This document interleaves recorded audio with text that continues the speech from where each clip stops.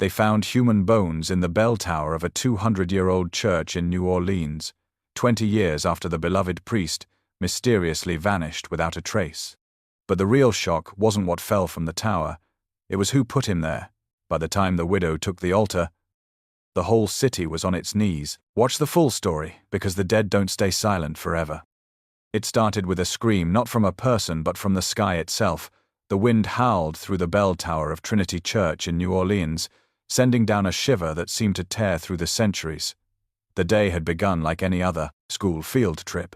A dozen middle schoolers from Sinclair Academy, led by their history teacher Mr. Harold, stepped out of the yellow bus onto the cracked stone path leading to the old church. The Trinity Church had stood there for nearly 200 years, its Gothic silhouette like a forgotten sentinel shadowing the French Quarter, with its iron gates, weathered stained glass and tall cross touching the edge of grey clouds. It was the kind of place that made you whisper without knowing why. The tour had just begun when it happened. A gust of wind stronger than it should have been for a summer morning howled through the slats of the bell tower, and then a clatter, a hard, sharp clatter, and then came the scream from a child. No one knew who exactly, just that. It was shrill enough to freeze every foot in place. The teacher turned eyes already wide when he saw what lay on the stone tiles below. A piece of bone, not just any bone but unmistakably human-shaped, curved and ancient, followed by a second, then a third, and then something round, bouncing slowly, like a forgotten toy, until it rested face up, in front of the stunned children. It was a skull. Within hours, the entire church was surrounded by police tape reporters, flashing lights and drones hovering over the bell tower. The priest of the church, Father Noel, a thin elderly man with shaking hands, stood at the gate, repeating over and over, "I do not understand. I have no idea how this could happen." But the camera crews barely paid him attention.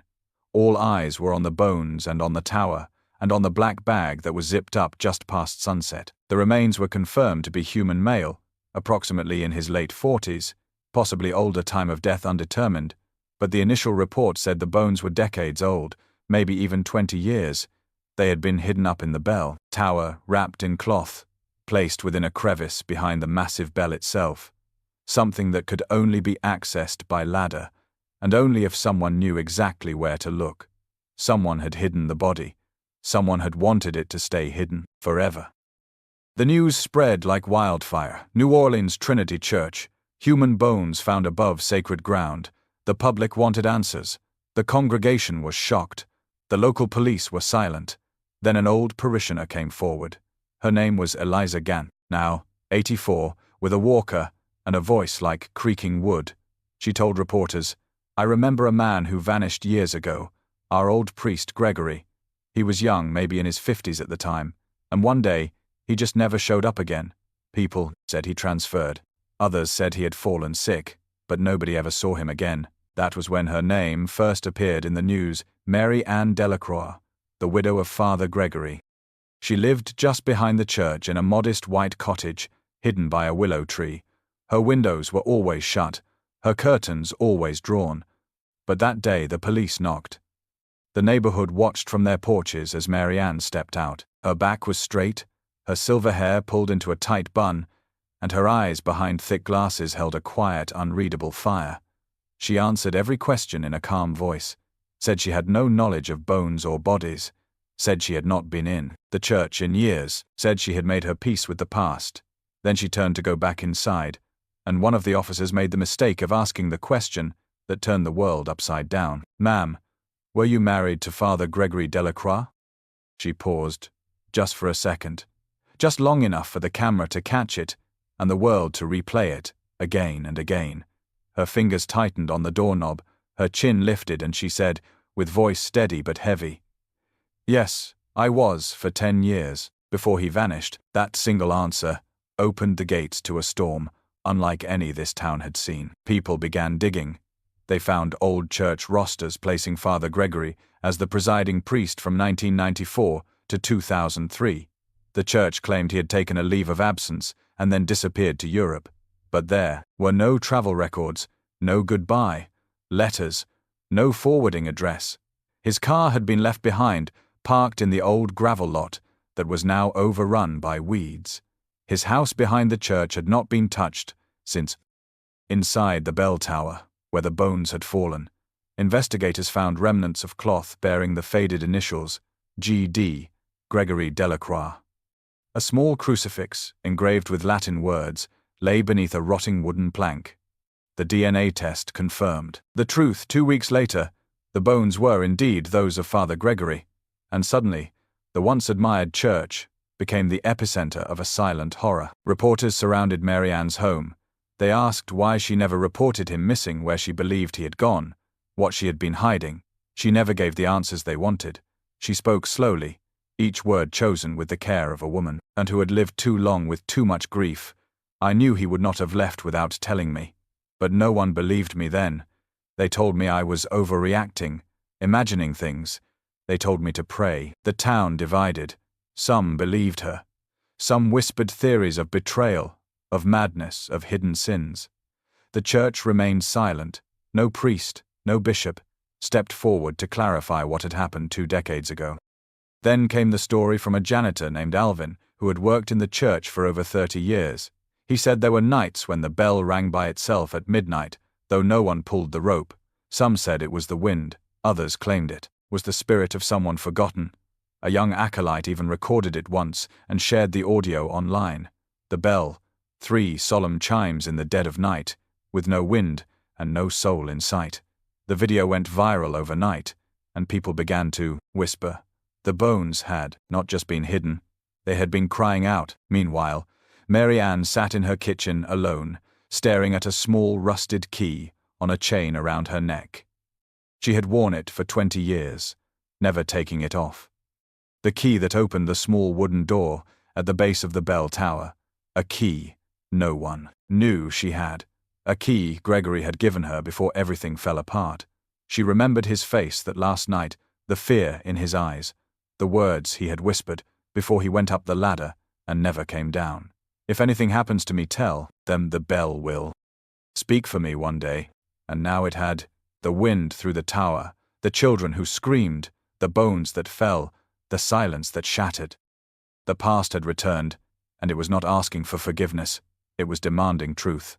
And Mary Ann knew deep in her bones, deeper than even the pain she had carried for 2 decades, that this was just the beginning. She stood by the window that night, listening, as the bell rang again. 3 times. Soft, slow, solemn. She clutched the key around her neck, closed her eyes and whispered into the dark, I am ready, Gregory. I will tell them everything. Even if it destroys me. My name is Mary Ann Delacroix, and I have lived behind Trinity Church in New Orleans for nearly 40 years. I was not born here, but I came for love. I came because of him, Father Gregory Delacroix, a man whose voice could silence a chapel and whose hands once trembled only when they baptized children or buried the dead. He was my husband, though we could never speak of it, not in public, not under the cross that watched over us like a judge carved in stone. When they ask why I stayed silent, all those years I want to say, because silence was the only thing left to me. I was 37 when I first walked into Trinity Church, a woman with secrets and scars, carrying a half-healed heart. I had just moved to New Orleans after a divorce that burned through my life like wildfire. I remember the light inside, the church that day, soft golden, filtering through the stained glass like a quiet prayer. The pews were half full, the music was fading. And there he stood, Father Gregory, tall, composed hair, black as night, with streaks of silver that caught the sun. He looked like someone who had known suffering but still chose kindness every day. He spoke of mercy that morning. Not the kind you read in scripture, but the kind you fight for in the dark corners of your own soul. I stayed behind after service, not because I had questions, but because I needed to hear his voice a little longer. He asked if I was new to the neighborhood. I said yes, but I did not tell him how lonely I had become. He invited me to join the garden committee, said they needed someone who understood stubborn roots.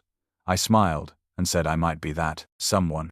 It began quietly, as all forbidden things do, whispers in the garden, laughter behind closed doors, shared prayers that stretched longer than necessary. The vows he had taken did not allow for marriage, nor did they expect love. But Gregory told, or me, he had never broken a vow, only rewritten it in his heart.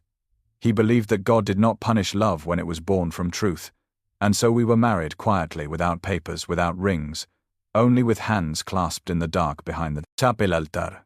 We called it sacred, even if no one else did. For 10 years we lived like shadows, close but never seen. A secret within a secret. The church never knew, not officially. Though I suspect some guessed and chose to look away. Maybe they feared what they would find, maybe they feared him, because Gregory was not like other priests. He welcomed the poor into the rectory, even when they smelled of whiskey and sweat. He defended young people who came out as gay long before it was acceptable.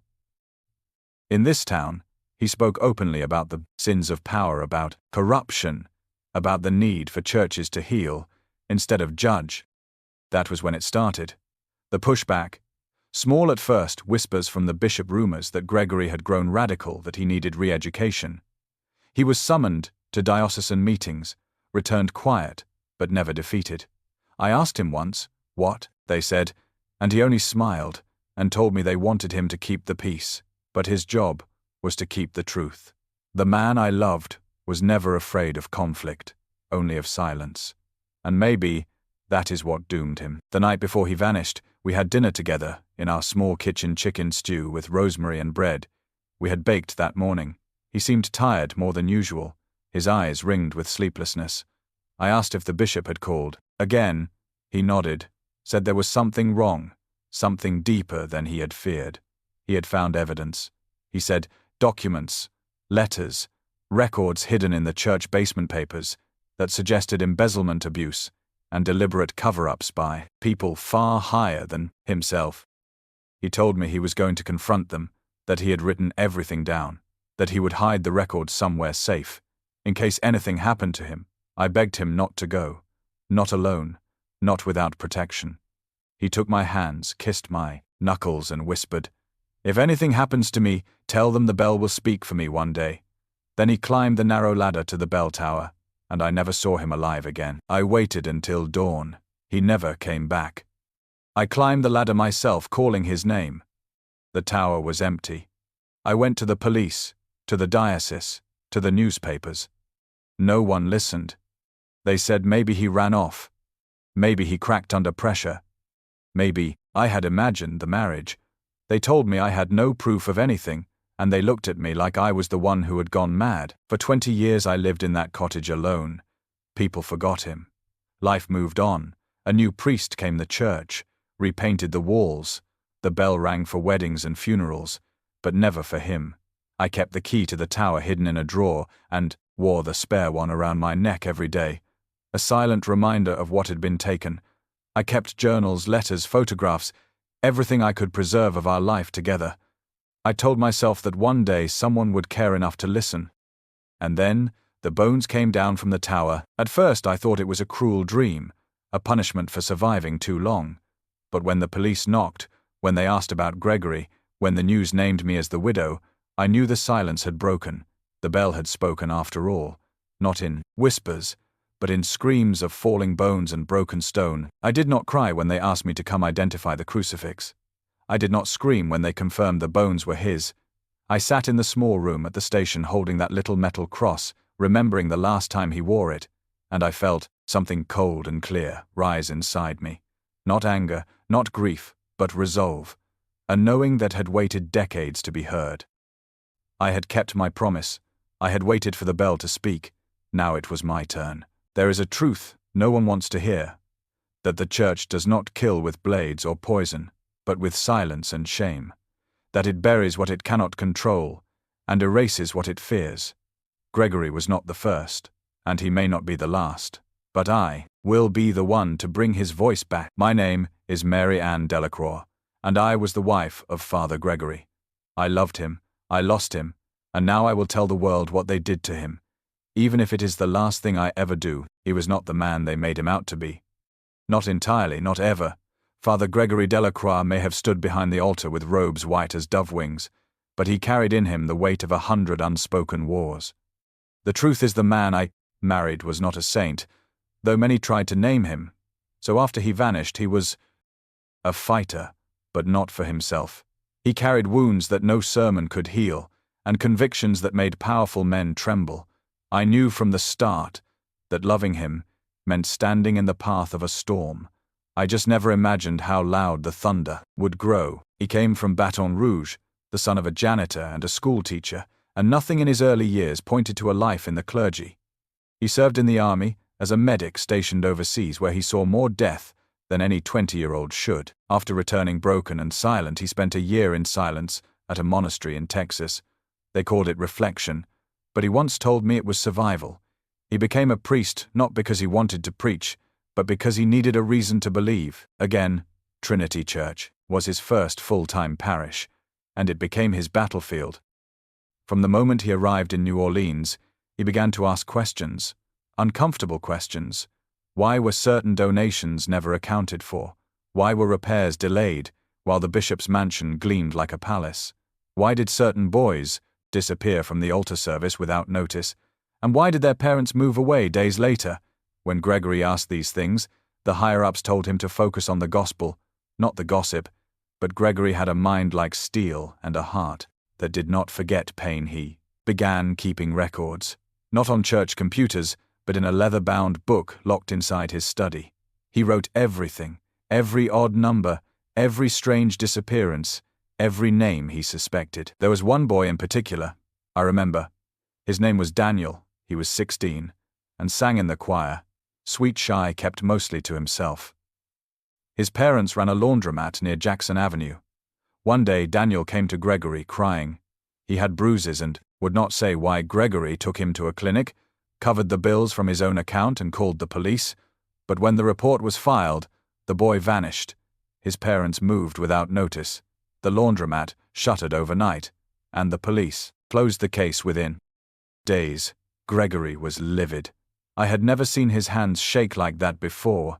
He said someone high up was pulling strings, said this was no longer a matter of faith but justice. That was the first time I heard the name Bishop Francis Alcott. He had been the head of the diocese for over 30 years, tall, broad, with eyes the color of wet stone.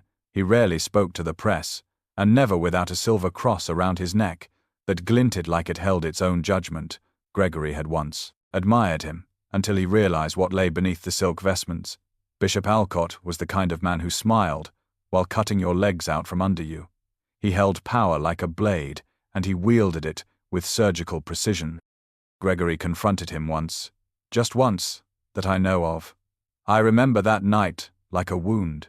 The air smelled of rain and iron, and Gregory came home late, his face pale and jaw clenched.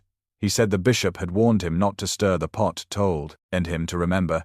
His place told him that if he continued asking questions, he would be removed, not just from the parish, but from memory. The church has ways, he said, of forgetting those who make too much noise. Gregory told me this while locking his journal inside a steel box.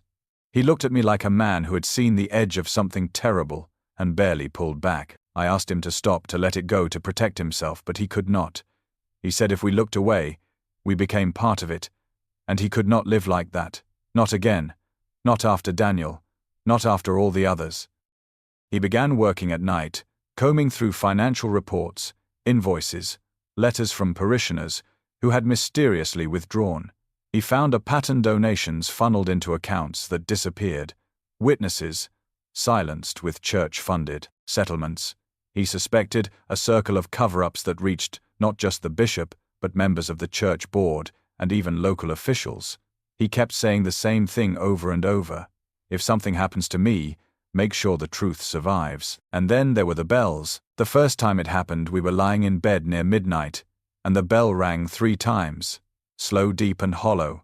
I sat up, startled Gregory, stared at the ceiling eyes wide and whispered, "It is starting." I asked what he meant. He said the bell was never supposed to ring unless pulled from below, but the rope had been cut weeks ago. We checked the tower. Nothing was out of place, but the sound haunted us for days after. That was when Gregory started making copies of his journal, placing them in different spots, giving me instructions on what to do if he disappeared. He also began speaking to someone outside the church, a woman named Ruth Simmons, a journalist who had once investigated abuse scandals in other dioceses. He trusted her with partial documents, never full. Only enough to raise eyebrows, but not enough to burn everything down. He said he was waiting for one last piece. The financial records locked in the diocesan office. A vault, only. The bishop had keys to. I remember the day he got them. He looked as if he had found a ghost, not a document. He told me the bishop had lied on paper-covered transfers to a private account in Belize, connected to a shell charity that did not exist. He had proof now, solid proof, and he intended to take it to the archbishop himself. He never made it to that meeting. The night he disappeared, the rain fell in curtains, the thunder rolled like a sermon, and he stood at the bottom of the bell tower holding the steel box, his journal inside. He looked at me and said, "If they silence me, the bell will not." I kissed him, and he climbed up the ladder into the dark. I never saw him again. They told me he must have run. The pressure was too much. Maybe he had a breakdown. Maybe he had fled to avoid disgrace. But I knew because I found the rope days later, cut again this time, clean and straight. Someone had been there. Someone had waited until he was inside and sealed the door. I tried to speak up. They called me hysterical. They said I had no standing as his wife, since there was no record of our marriage. They said grief had made me delusional. But I kept the box, and I kept the key, and I kept the truth in my chest. Like a fire, I would not let die. And now, 20 years later, the bell has spoken again, and the world finally listens. But this is only the beginning. Bishop Francis Alcott is still alive, still serving, though retired, still wearing that same silver cross, as though it absolves him from what he did. I do not know if he held the rope, or simply gave the order, but I know he knows.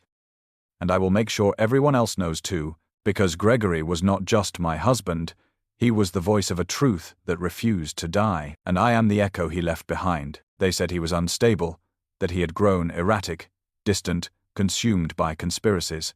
They said it kindly, like a prayer, that buried a man before the ground ever did. After Father Gregory vanished, the church issued a brief statement, thanking to him for his years of service and offering prayers for his healing journey. No one asked what that meant. The congregation accepted it. Heads bowed, palms folded, and silence closed in like dust in old pews. But I knew better.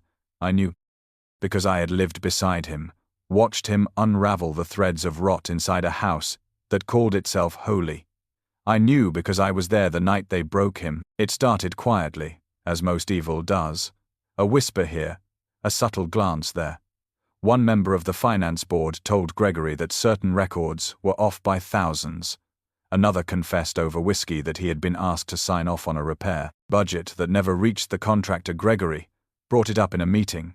They smiled, politely thanked him for his concern, and assured him it was all a misunderstanding. The next week his homily was cut from the bulletin without explanation. The week after, that the office secretary asked him to sign off on an updated schedule for confessions, and when he looked at it, the time slot for his own service was missing. I remember the night he came home, early storm in his eyes, dirt on his collar. He had been cleaning out the back storage room and found a hidden drawer in an old filing cabinet. Inside it were letters, handwritten confessions from altar boys who had served in the late 80s and 90s, names, addresses, details.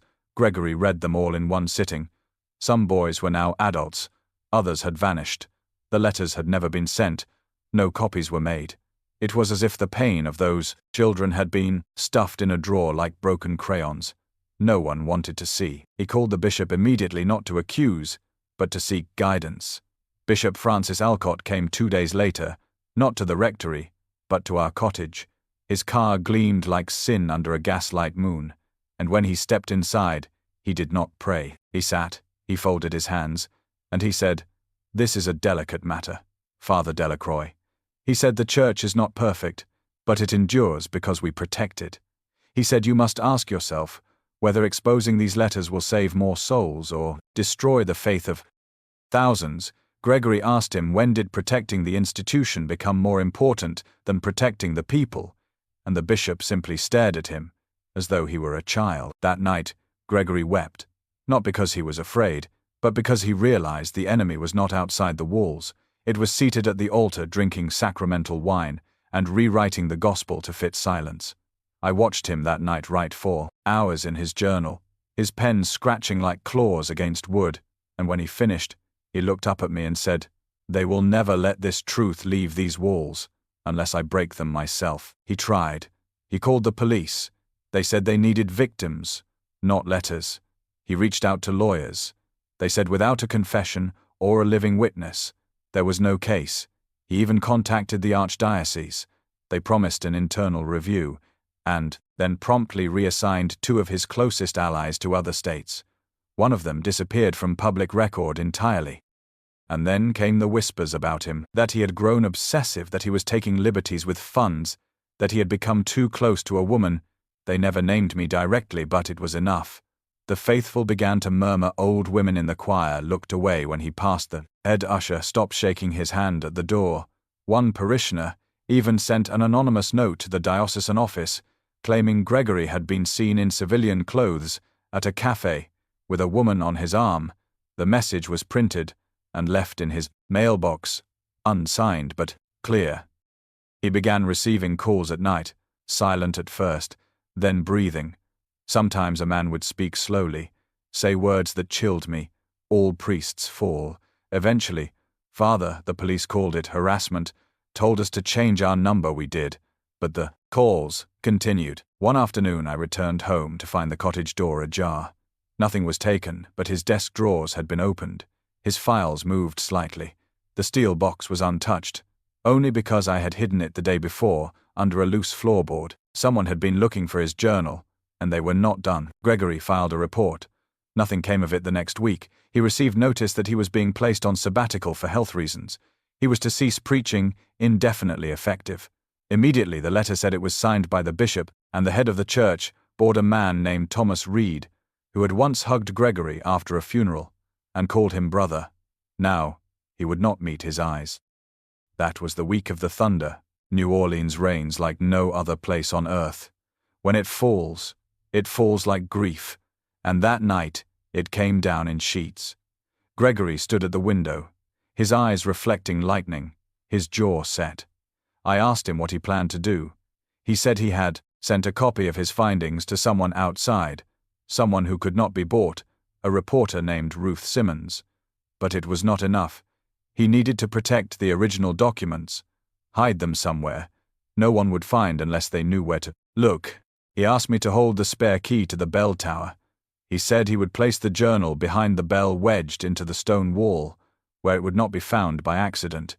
He said if anything ever happened to him, the sound of the bell would beak louder than any priest. I kissed him. He kissed me back, and he climbed the ladder. I never heard his voice again. In the days that followed, they told me he had run away, left a note which they could not show me.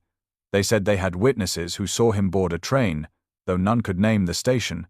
They filed missing person paperwork and closed the case within a week. I was not allowed to speak at church. I was asked to vacate the cottage, but I refused, and for reasons I do not understand, they let me stay. Perhaps they thought I was no threat, and maybe I was not then.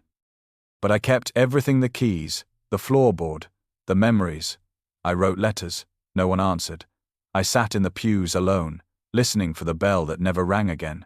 Not until 20 years later, when the sky cracked open and the bones began to fall. Now they ask why I waited, why I said nothing for 2 decades.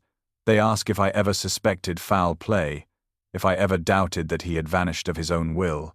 I tell them that doubt is a luxury, and I was never rich enough to afford it.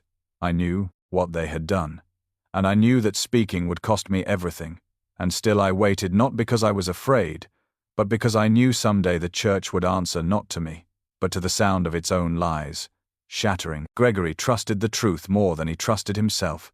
He wrote once that injustice within faith was the worst kind, because it came dressed as salvation and smelled of roses while burying the innocent. I read those words every year on the day he vanished, and I wept, not because I was weak, but because they were the truest words I had ever known. Now the world knows too, the injustice that shattered my faith did not break me. It built me into the woman I am today. And I will not stop until the ones who buried him in silence are brought into the light, because no man should die for telling the truth, and no bell should ever ring alone in the night without someone brave enough to listen. And I am listening now. So is the world. After the bones fell and the headlines screamed the name I had whispered, In prayer for 20 years, I sat alone in my kitchen, with the blinds drawn, and the kettle whistling untouched. I stared at the rusted key that hung around my neck, the one Gregory had given me the night he disappeared. It was small, thin iron, worn by time and heat and memory, and it opened the narrow wooden door that led into the spiral climb of the bell tower, a place where dust clung like guilt, and the air always smelled like stone and something ancient. I had not opened that door in over 2 decades, not because I forgot, but because I remembered too much. The police had sealed the tower after the discovery, but I had already known what they would find, or rather, who they would find. Not all of him, just bones wrapped in what used to be sacred cloth, and faith turned to silence and decay. The crucifix they found, I recognized instantly, the one I had clasped around his neck before he vanished, and the initials burned into the hem of the cloth.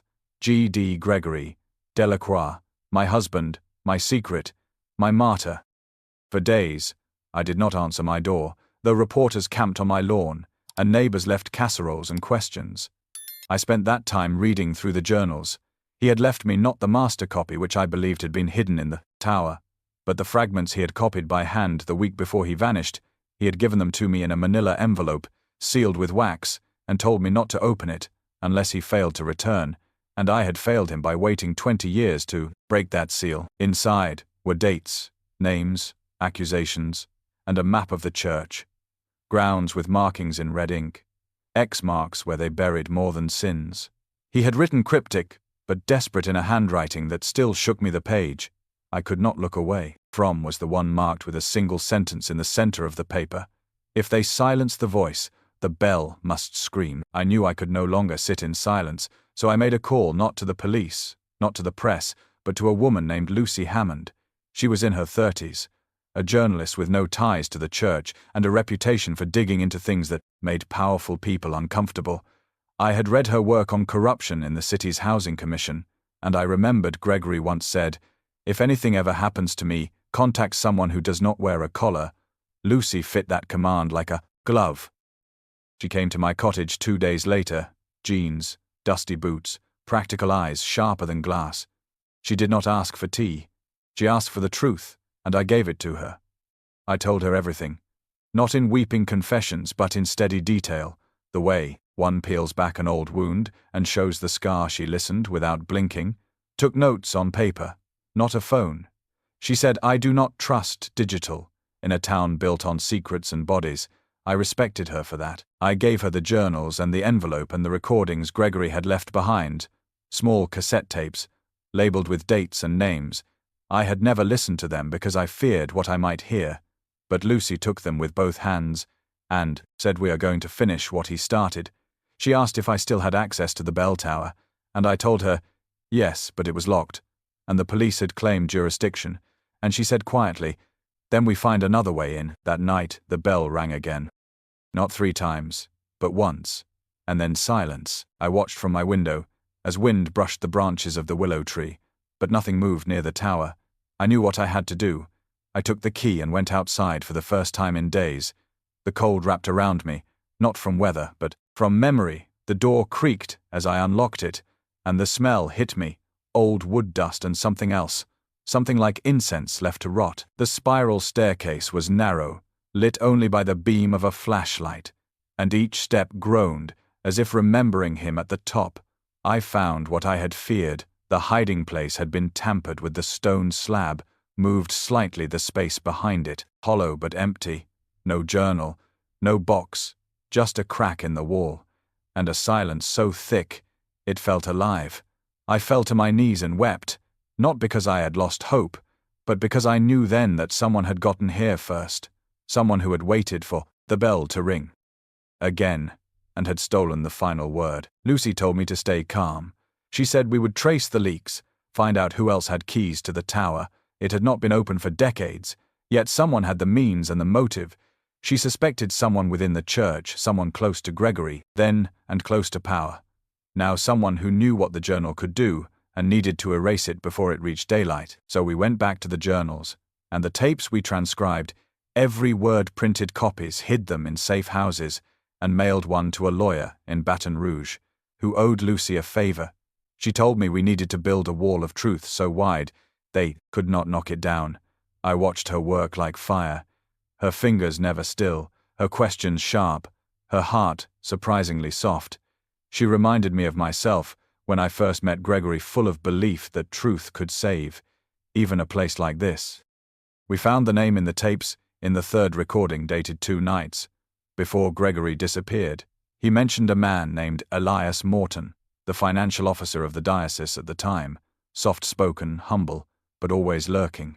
Gregory had caught him altering records, smoothing numbers, moving funds from one account to another. Gregory had confronted him once, and Elias had denied everything, but had smiled as he did it. A smile, Gregory said, made him cold. Lucy ran a background check.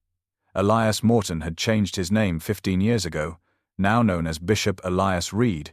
Newly appointed to oversee a region that included Trinity Church, he had risen through the ranks, quietly respected, charitable, but always just outside the spotlight until now. She looked at me and said, "Your husband did not just uncover fraud.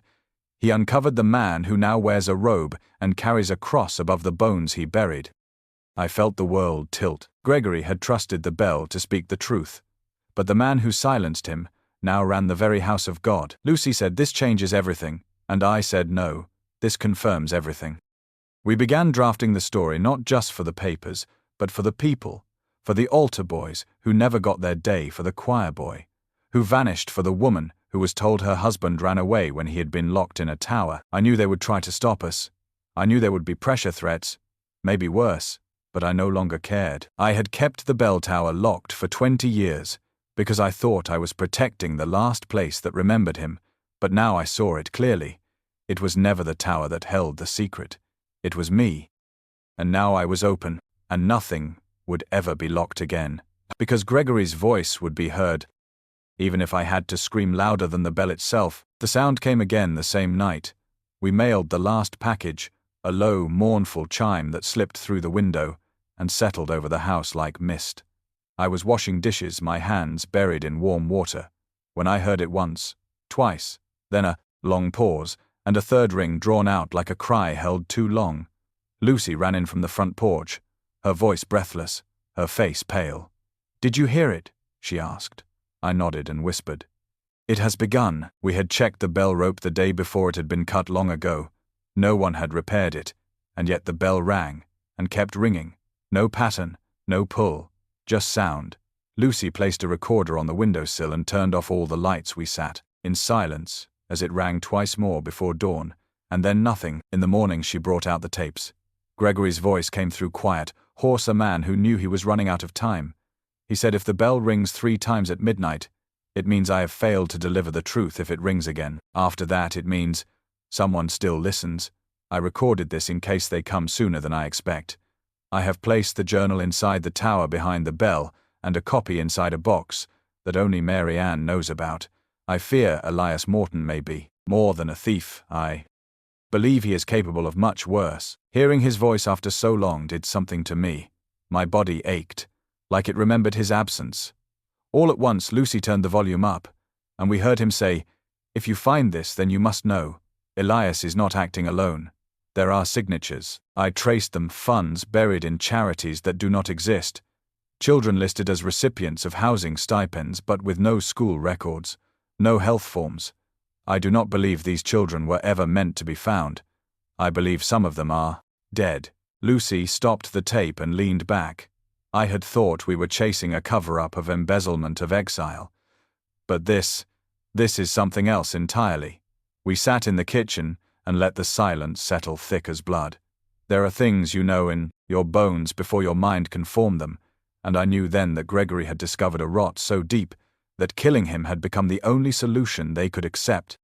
We contacted Ruth Simmons, the journalist Gregory had once trusted. She was older, now retired, but her voice was still sharp, and her memory precise. She remembered the package he had sent her in 2003, said it was incomplete but compelling, and then nothing. She tried to follow up, but her calls were ignored, and one night someone slashed her tires and left a crucifix on her windshield. She had never spoken of it until now, afraid, but still angry. She asked if we had more proof, and Lucy told her we had everything but the journal. Ruth agreed to help. but warned us. Elias Reed was not just a bishop. He was a symbol now hailed for rebuilding parishes and spearheading programs for the poor. He had gained power and influence and would not fall without a fight. We needed something irrefutable. Lucy began reaching out to survivors. Anyone who had known Gregory, anyone who had heard the bells in those years. We found a woman named Clara Dorsey, who used to clean the church. She told us that in the weeks before Gregory vanished, she saw him argue with Elias in the basement, their voices raised, and Elias saying, "You do not understand what you are doing. If this goes public, it is not just you who will fall." Clara said she was told never to speak of it, and then was fired the next day. We found an old altar boy, now grown, a man named Kevin, who remembered being pulled from service suddenly with no explanation. He said Gregory was the only adult who had ever protected him, and that after he vanished, Kevin had tried to forget, but the nightmares never left. Piece by piece, the story took shape. Not a priest who lost his way, but one who found too much a man who threatened a system built on silence, and in return was silenced, buried in stone, and left to rot, while his killer rose to glory. Then came the twist we had not seen coming. Lucy received a call from the lawyer in Baton Rouge, the one who had received the backup documents we had mailed. He said the box had been opened and the contents removed. The clerk who signed for it could not be found, and the surveillance footage from the mailroom had been erased. Someone had known we were coming. Someone on the inside. Lucy did not speak. For a long time she stared at her notes, then stood and said, "They have eyes everywhere. We need to go public now." Tonight I hesitated, afraid, but then I saw Gregory's face in the photograph above the fireplace, and I nodded. We returned to the church. Under cover of dark, Lucy brought a small camera. Ruth had pulled strings to secure a live stream slot through a local underground news channel. I brought the key to the tower and the last remaining copy of Gregory's tapes. We climbed the stairs. Breathless, heart-pounding wind pushing through the cracks in the stone, as if it too wanted us to finish what had begun. We reached the bell and found something new. A second crucifix, this one wrapped in red thread, and wedged into the crack where the journal had once been, there was a note tied to it with a single word, "liar," written in trembling ink. Lucy took a photo, then carefully placed the crucifix into her bag. "They know we are here," she whispered, and I said, "Then let them listen." At midnight, the bell rang again 3 times exactly. We began the stream. Lucy stood before the bell camera in hand and told the world what we had found. She showed the documents read from the tapes, played Gregory's voice for all to hear, and, when the third chime echoed across the quarter, the chat filled with messages of disbelief, outrage, sorrow. Ruth edited the footage into a short documentary, and within 24 hours it had over 1 million views. By morning, Trinity Church was surrounded again, not by tourists or worshippers, but by reporters, survivors, family members of the forgotten, and the broken, and the betrayed. I stood on my porch and watched as news vans lined the street, and Ruth walked toward me, tears in her eyes. She said, "He is going to fall, Mary Ann. I do not know how long it will take, but we have cracked the foundation." Lucy joined us, smiling, the way someone does when they have won a war but lost too much in the battle. "We did it," she said, and I took her hand and whispered, "No, Gregory. Did he ring the bell? We just finally heard it." In the days that followed, official statements were released. The church opened an internal investigation, and Elias Reed denied everything, called it a conspiracy, said he was being persecuted for his success, but the evidence could not be. Unseen survivors began to speak, more came forward, and the silence that had ruled for so long was shattered. The bell had never stopped ringing. We had just stopped listening, and now the world would never forget again. Because the truth had found its voice, and it was louder than sin. The morning of the service, the air hung thick, like something sacred and swollen with memory. I dressed in black, not for mourning, but for battle, and pinned to my collar the small silver crucifix that once belonged to Gregory. I walked to Trinity Church, slowly past the crowds, gathered with signs and cameras. Some faces angry, others curious, some simply stunned to see the widow of a dead priest return to the place that buried him alive. The wooden doors loomed open, the scent of incense mixing with fresh flowers, but beneath it all, I could still smell the rot of secrets peeled back by time. Lucy waited at the front pew, her hair pulled back her face. Unreadable. She held the thumb drive containing the recordings. Gregory's final words, his warning, his truth. Ruth stood near the back, flanked by a few others who had spoken publicly. Since our broadcast, Clara, the cleaning woman, Kevin, the former altar boy, and others who did not wish to be named, but who had come to witness what they had once thought impossible. At the front of the church, seated high in the ornate chair that once belonged to saints and sinners alike, was Bishop Elias Reed, formerly Elias Morton, his robes immaculate, his eyes empty as polished stone. He rose slowly as I approached, and I felt his gaze slice across the aisle, but I did not stop. I walked past him up the steps and turned to face the congregation. For a moment there was silence, the kind that weighs heavier than thunder, and then I began. I said, "I am Mary Ann Delacroix, and I am the wife of the man this church tried to erase." I said, "His name is Gregory Delacroix, and he died within these walls, not of sickness, not of sin, but of truth." I said he trusted this place, and it betrayed him. He uncovered lies, and instead of justice, he was buried in stone. There was a rustle, a murmur, and the bishop stood to interrupt, but Lucy stepped forward, and without a word, plugged the thumb drive into the audio system and pressed play. Gregory's voice filled the chapel, soft, cracked, and devastating. He spoke of Elias, of the accounts of the letters of the children, and the cover-ups he named. Names, he cited dates, and with each word, the church seemed to shrink around us as, though even the rafters bowed under the weight of what had been hidden. People began to shift in their seats. Some gasped, others cried. One woman stood and walked out sobbing, but no one stopped the recording, and no one dared silence the voice of a man who had died for telling the truth. When the final words faded, I stepped forward again and said, "He asked me to wait for the bell, and now that it has rung, I am here to finish what he began." The bishop's voice broke through. Then, trembling righteous, he declared that the church would investigate, that he had no knowledge of these things, that it was all a manipulation, a slander, orchestrated by people who hated the faith. But no one looked at him not the way they used to. One man near the back shouted, "How do you explain the bones in the tower, Bishop?" And another said, "We believed in him, not you." And then Ruth stepped forward and said, "Your own signature is on the transfer orders. Your name is in the journal. You thought you could silence the dead." Elias's face drained of color. He stumbled back and someone shouted, "Shame!" And then others joined until the church shook not with hymns, but with the sound of a people awakened. The service was never completed. The bishop left through a side door, flanked by two men in suits.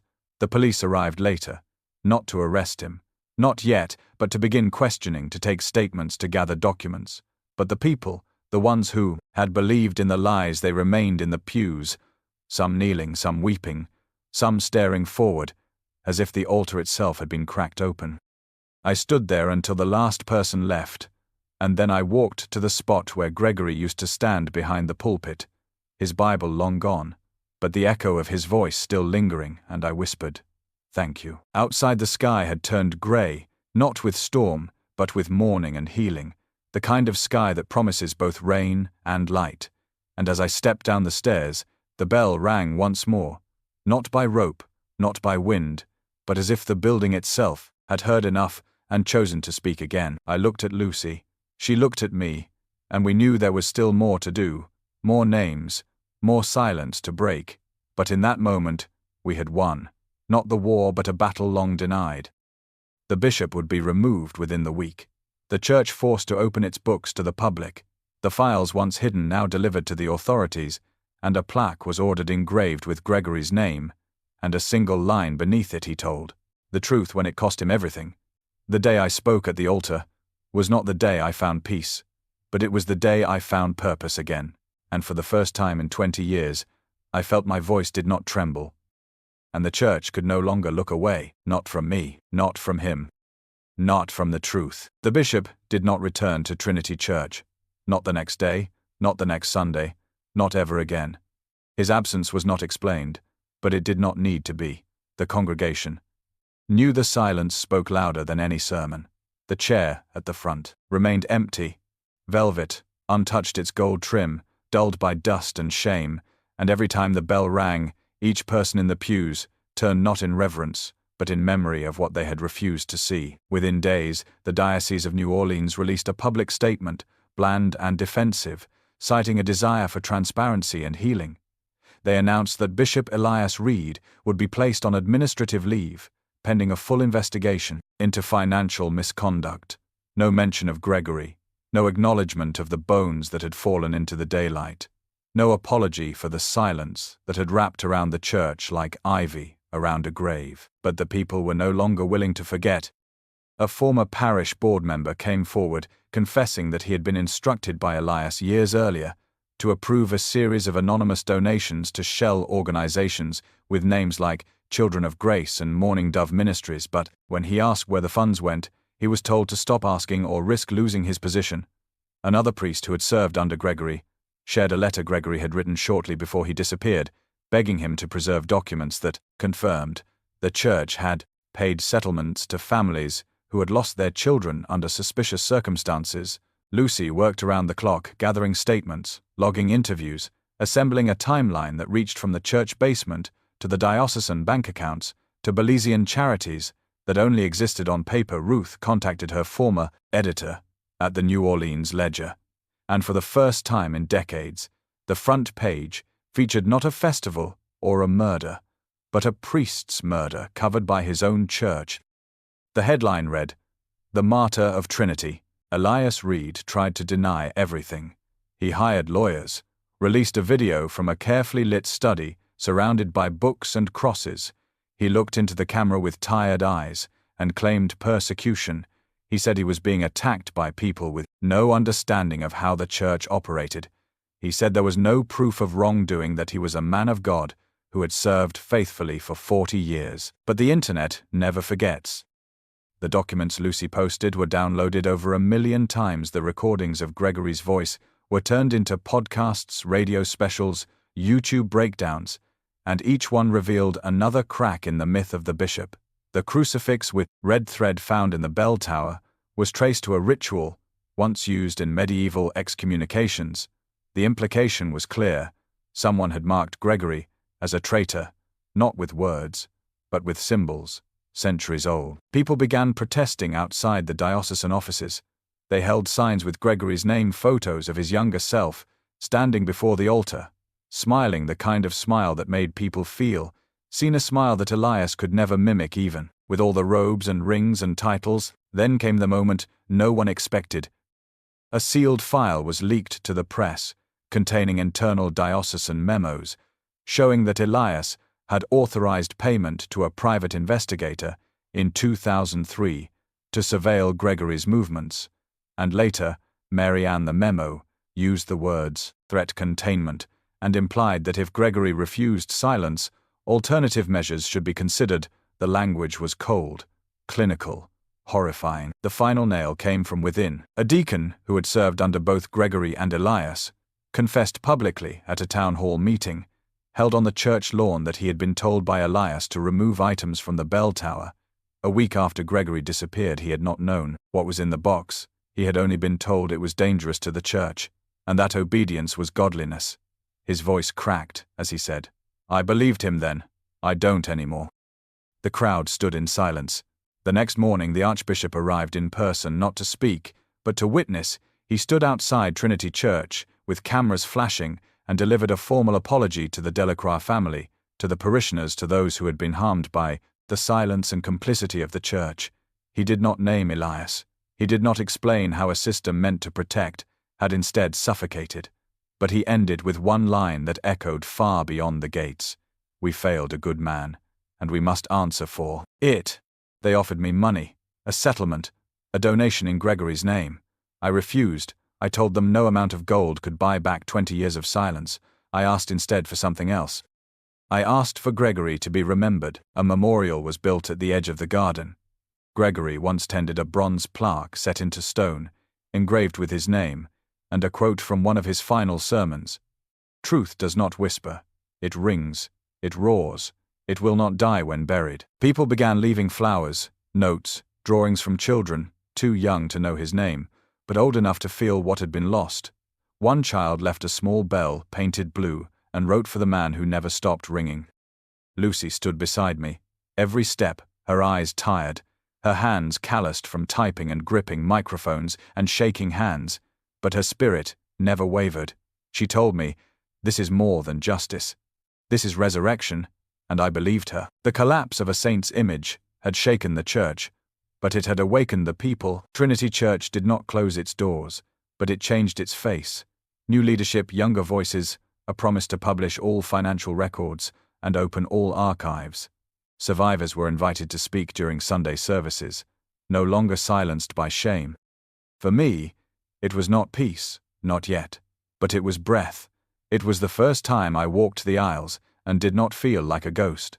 I sat in the pew where I once watched Gregory preach, and I closed my eyes, and I heard him again, not in voice, but in presence. He had won, not with fire or wrath, but with faith and love, and the unrelenting sound of truth, and now the world rang with it, over and over, louder than the lies ever dared to be. The sky was soft that morning, the kind of blue that seemed to hum with forgiveness. Clouds hung like cotton above the city, and a breeze drifted through the quarter, quiet and cool, as if the heavens themselves paused to breathe. Trinity Church stood tall and still, its stones no longer heavy with secrets, but echoing with something new, expectation, hope, redemption. I stood beside Lucy at the base of the bell tower, surrounded by people, some old, some young, some who had never stepped inside a church before, and all of them there for him. They called it the Ceremony of Sound, a name chosen by Ruth, who insisted that it not be called a funeral because Gregory had already died once, and this was something else. This was resurrection. The crowd spilled into the street. Some held candles, others carried small bells, and when the clock struck noon, the doors opened, and the choir sang not the old Latin hymns, but a song written just for him, composed by a former student, who said Gregory once helped her find the strength to speak after years of silence. I wore white, not for celebration but for honor. I had mourned long enough. The veil I wore was lace and light, and beneath it my face was bare. No powder, no mask, just the truth. Gregory had loved me not in hiding, but in defiance of a world that told him he could not, and I loved him, not because he was perfect, but because he was willing to die for what he knew was right. The altar had been stripped of gold, the cross left simple wood, the same one Gregory used to touch before every sermon, and at its base a new plaque had been placed, etched in bronze and polished by hand. It read, "In memory of Father Gregory Delacroix, who rang the bell when others stood silent. May his courage echo forever." Lucy stepped forward. First she read from his journal, not the numbers, not the names, but a passage he had written the week before his death. He wrote, "I believe the church is not walls or robes or stained glass. It is the heart that refuses to bend to cruelty. It is the voice that rises, even when trembling. It is the bell that rings, when the world demands quiet." She stepped aside and motioned to me. I climbed the steps slow and steady, and faced the crowd. I did not speak with fury or grief. I spoke as a witness. I said, "You heard the bell, you saw the truth, but he rang it alone for years." I said, "You asked why no one came forward, and I say today that we did. We just were not believed. And now you believe, not because the system changed, but because the..." Silence broke. People wept openly. They reached for one another. They stood, not as strangers but as survivors of the same lie. Then came the moment, the bell itself. For the first time since it fell silent 2 decades ago, the bell of Trinity Church was to ring in tribute. Not for a wedding, not for a funeral, but for a reckoning.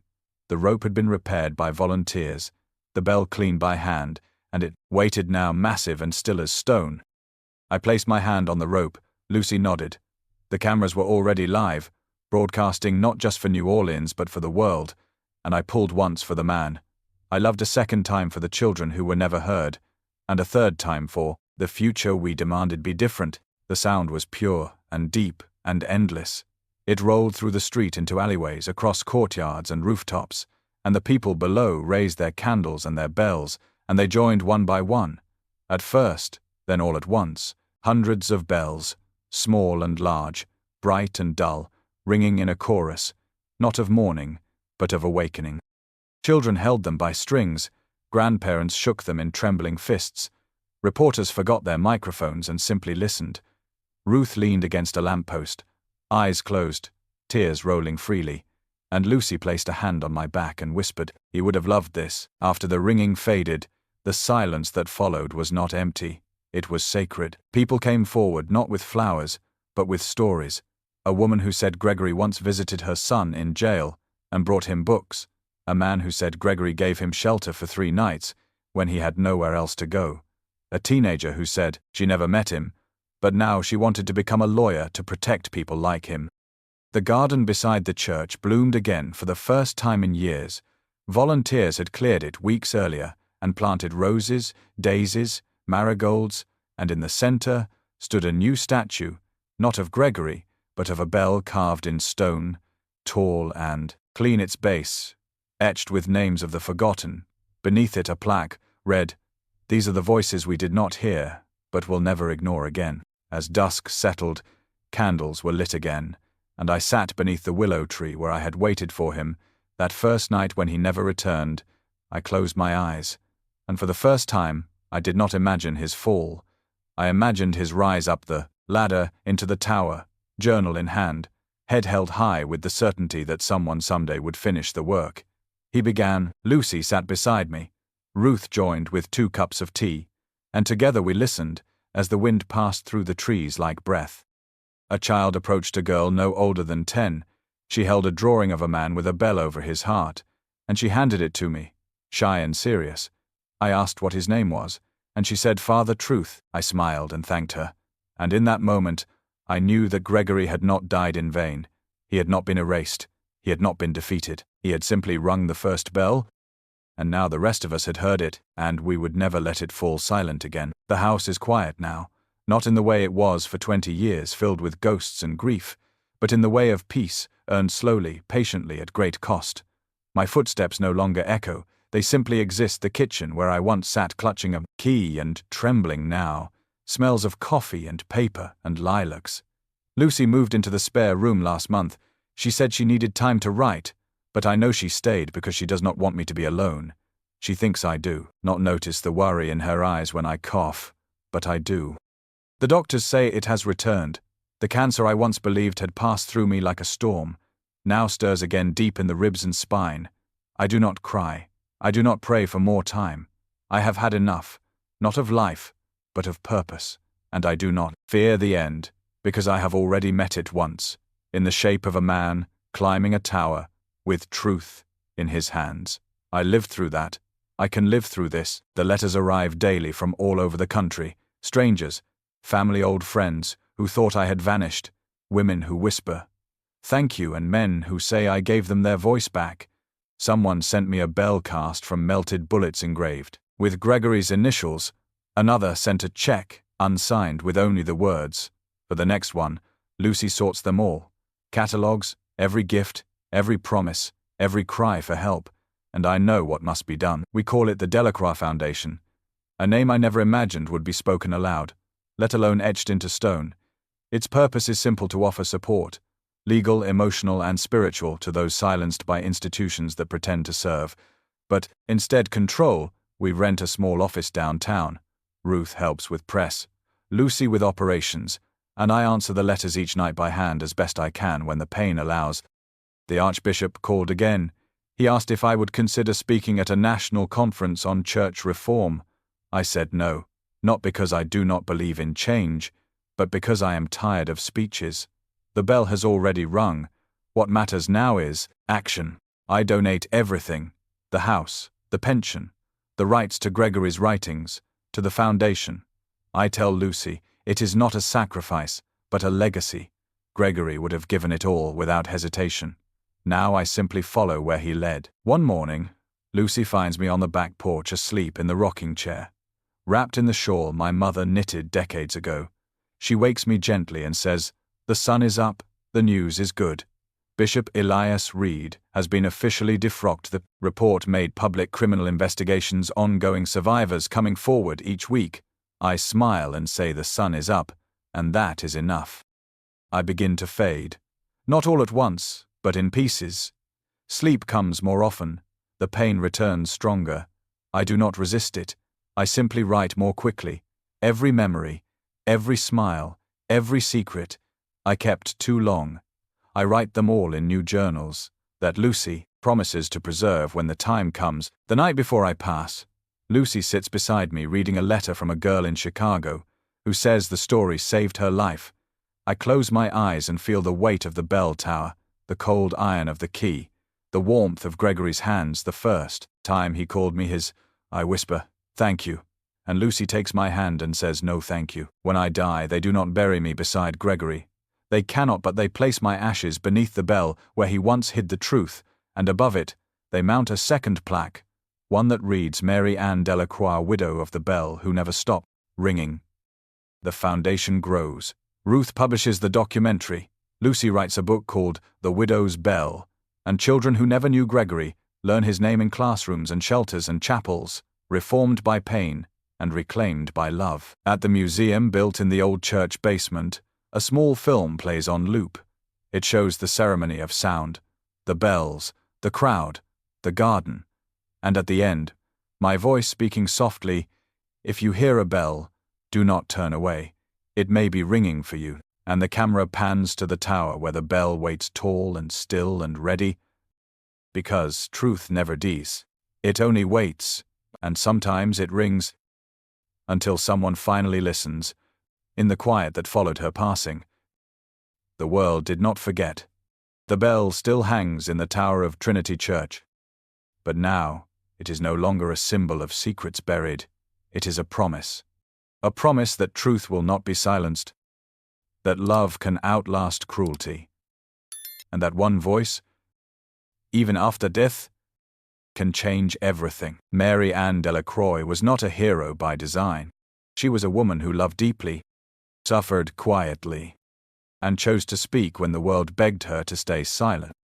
In doing so, she carried forward the echo of a man who believed truth mattered more than survival. Together, across decades and silence and shame, they rang a bell, so loud, the world had no choice but to hear. The lesson is simple but devastating, and beautiful truth, delayed, is still truth. But only if someone dares to carry it forward. Gregory rang the bell. Mary Ann carried the sound. Now it belongs to us. If this story moved you, if it reminded you that silence is not peace, and that courage can outlast time, then let it live on. Subscribe for more stories that uncover what was once buried. Leave a comment to share how this story touched you, and share it with someone who still believes that one voice can ring louder than a lie. The bell still rings. And now, so do we.